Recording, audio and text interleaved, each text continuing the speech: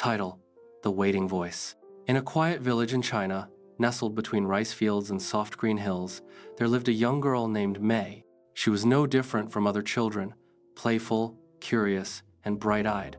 But what made her special was her heart. Every morning, May walked to school, crossing a narrow wooden bridge and a sleepy railway track that only saw 2 trains a day. It was a peaceful routine: school, bridge, track, and then home, where her mother waited with warm dumplings and gentle smiles.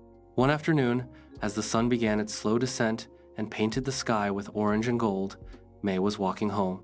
She had just crossed the old bridge, humming a song she'd learned that day. Then she stepped over the railway track, careful as always, and reached the edge of her street only minutes away from home. That's when she heard it. A voice as soft, unsure called out, "Little girl, can you help me?" She turned.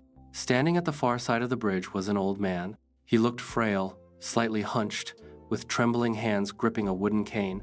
His eyes were kind, but there was something else in them, something like fear. He was differently abled, one leg bent awkwardly, one foot dragging when he tried to step. May hesitated. The sun was almost gone. Her mother would be worried. Dinner would be on the table. But the man, he couldn't cross alone. One misstep on the narrow planks, and he could fall. And the railway crossing?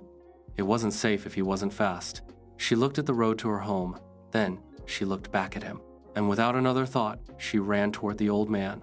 "Let me help you, Grandpa," she said gently, offering her arm.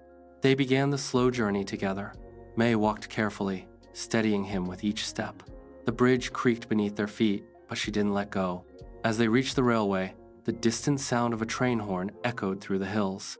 Fear flickered in the old man's eyes. "We'll make it," she whispered. "I promise." She held his hand tightly as they crossed, her small legs moving quickly, guiding him step by step. The train's whistle grew louder behind them, but they made it just in time. When they reached the other side, the old man looked at her with wet eyes.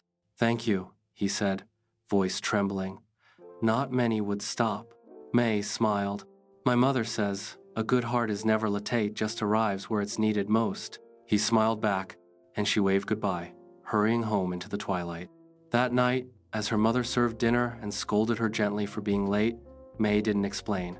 She just smiled quietly, her heart full. And far across the tracks, under the dim village lamp, the old man looked once more toward the bridge and vanished into the night. Moral: true kindness doesn't wait for the right moment, it creates it.